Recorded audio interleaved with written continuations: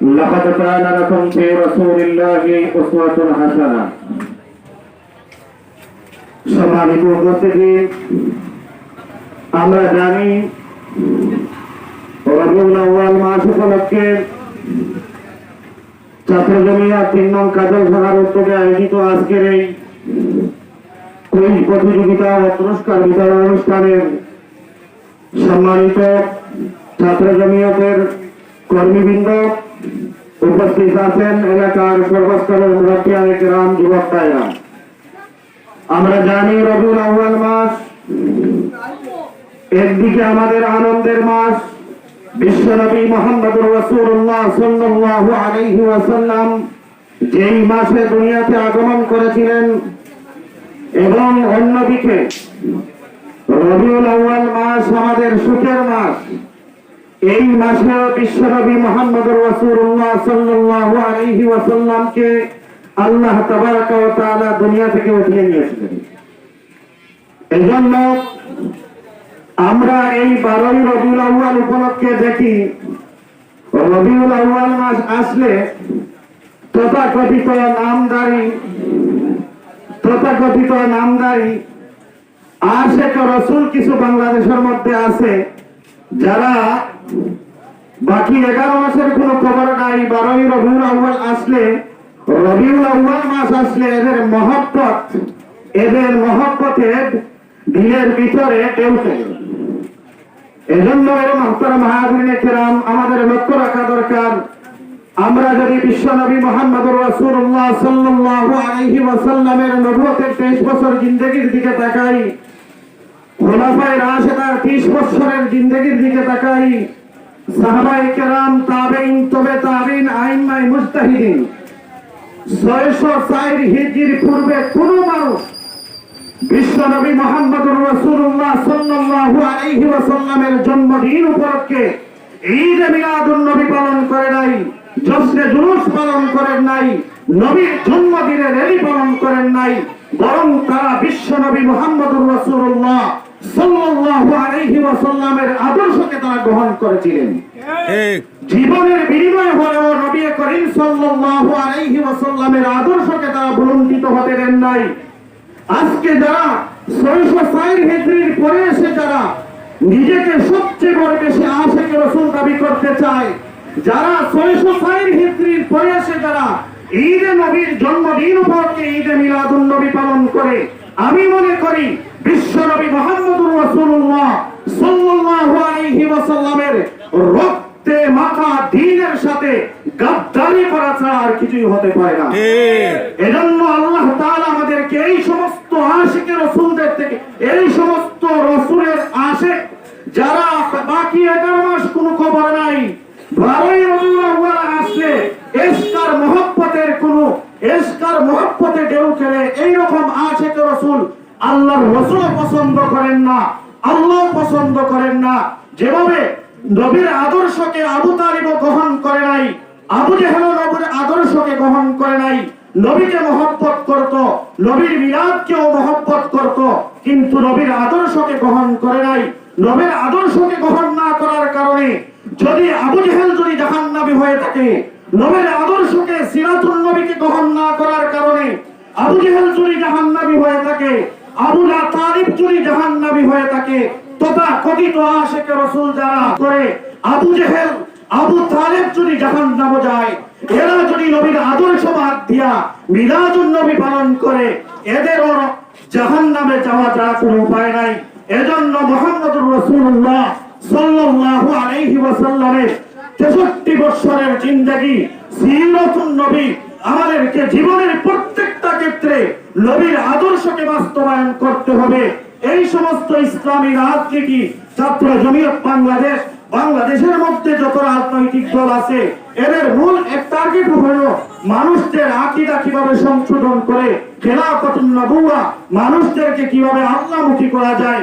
আল্লাহ তাআলা এই সমস্ত হক্কানিয়তের সংগঠনগুলোর সাথে আমরা তাকিয়া যেন আমাদের জীবনকে যেন অতিবাহিত করতে পারি, আর বিশ্ব নবীর জীবন আদর্শকে যেন আমাদের জীবনের প্রত্যেকটা ক্ষেত্রে যদি আমরা বাস্তবায়ন করে, যারা তাদের 3.5 হাত বডির দিকে তাকাইলে বিশ্ব নবী মুহাম্মদুর রাসূলুল্লাহ আদর্শ খুঁজে পাওয়া যায়।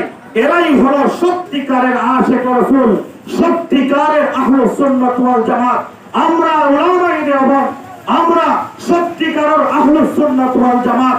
নবী যেভাবে আমল করেছেন, সাহাবায়ে কিরাম যেভাবে আমল করেছেন, নবী যেভাবে আকীদা পোষণ করেছেন, সাহাবায়ে কিরাম যেভাবে আমল করেছেন, যেভাবে আকীদা পোষণ করেছেন, আমরাও এইভাবে প্রত্যেকটা আমরা আমলকে সেইভাবে পালন করার চেষ্টা করি। এর সাথে কমাইও না, বাড়াইও না। বর্তমানে যারা এসে 606 হিজরি করেছে, যারা ঈদে মিলাদুন নবী পালন করে, নবীর জন্মদিনে জশ্নে জুলুস পালন করে, সাহাবায়ে কেরাম নবীর আশিক, এই পরিমাণ আশিক, একজন আত্মা সাহাবীর মহব্বত যদি এক পাল্লায় তোলা হয়, আর সমগ্র পৃথিবীর আশিক রাসূলদের মহব্বতের পাল্লা যদি এক পাল্লায় তোলা হয়, ওই আদনা সাহাবীর মহব্বতের পাল্লা ভারী হবে।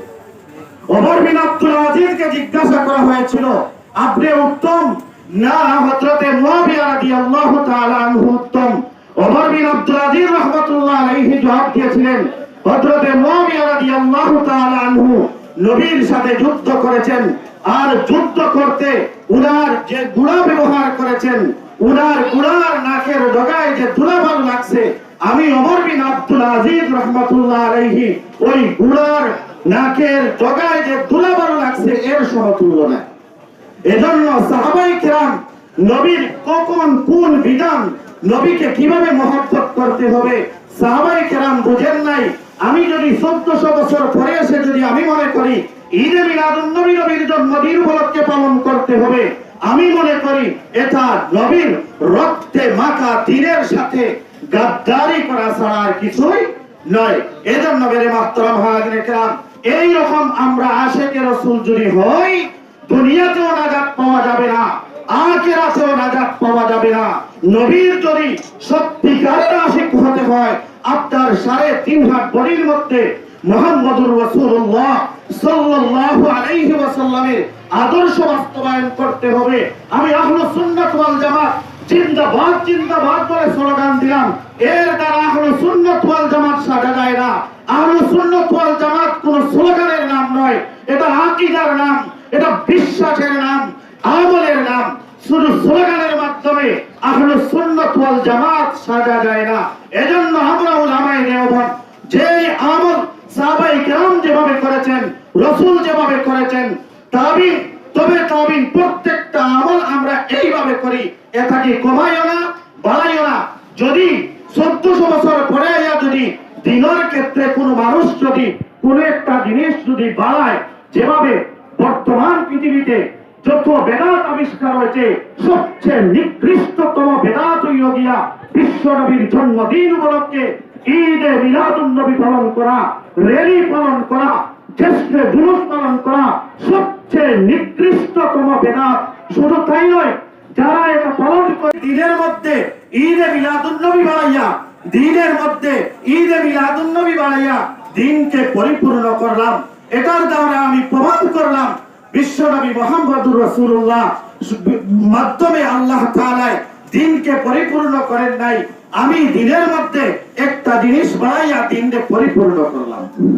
এজন্য মেরে মুহতারাম হাজিরে কেরাম, নবীর আদর্শকে যদি বাদ দিয়া, নবীর আদর্শকে যে বাদ দিয়া যদি মন গড়া তরিকা অনুযায়ী যদি আপনি আমি চলি, দিনের মধ্যে যদি নতুন কোন আবিষ্কার করি, কাল ময়দানে মাশর হাউজে কাউসার যখন নবী আকরাম সাল্লাল্লাহু আলাইহি ওয়াসাল্লামে পেয়ালা হাত লইয়া হাউজে কাউসারের পানি পান করাইতা চাইবা, তখন এক গুড়া মানুষ হল যাইবা হাউজে কাউসারের পানি পান করার লাগি। আর এরা যাওয়ার সাথে সাথে নবী আর এই সমস্ত মানুষগুলার মধ্যে পর্দা পড়ে যাইব, আর নবী কইবা এরা আমার উম্মত, ও ফেরেশতা হলে কইবা ওগো আল্লাহর হাবিব, আপনি জানেন না আপনার ইন্তেকালের পরে এই সমস্ত আপনার এই সমস্ত নাফরমান উম্মত হলে দিনের মধ্যে ইচ্ছা স্বাধীন বাড়াইছে, ইচ্ছা স্বাধীন কমাইছে। বর্তমান সময়ে বেদাতীরা বাড়ায়, আহলে হাদিসরা কমায়। এজন্য মেরে মুহতারাম হাজিরে কেরাম, নিজের ঈমান আমলকে যদি সঠিক করতে হয়, ইসলাম এটা কোনো নতুন সংস্কৃতি নয়। আমি বললাম আর আপনি শুরু করে দিবেন। ইসলামের প্রত্যেকটা বিধিবিধান 1400 বছর আগে পরিপূর্ণ হয়ে গেছে। আমরা যদি এই আলোকে যদি আমার জীবনের প্রত্যেকটা আমল যদি আপনি করতে পারি, তাহলেই আমি নাজাত পাবো। নিজের মন গড়া তরিকায় এটা ভালো লাগতেছে আমি করতেছি, মন গড়া তরিকায় যদি আমি আমল করি, যত সুন্দর লাগুক না কেন, আল্লাহ তাবারক ওয়া তাআলার কাছে গ্রহণযোগ্য হবে না। যদি মুহাম্মদুর রাসূলুল্লাহ সাল্লাল্লাহু আলাইহি ওয়াসাল্লামের আদর্শ যদি না থাকে, আমার মন গড়া তরিকায় যদি আমি আমল করি, কোন সময় আল্লাহর দরবারও সেটা গ্রহণযোগ্য হবে না। আল্লাহর দরবারও যদি আমি গ্রহণযোগ্য হতে হয়, তাহলে নবীর আদর্শ মোতাবেক আপনার প্রত্যেকটা আমল যদি আপনি আমি করতে পারি, তাহলে দুনিয়াতেও নাজাত পাবো, আখিরাতেও নাজাত পাবো।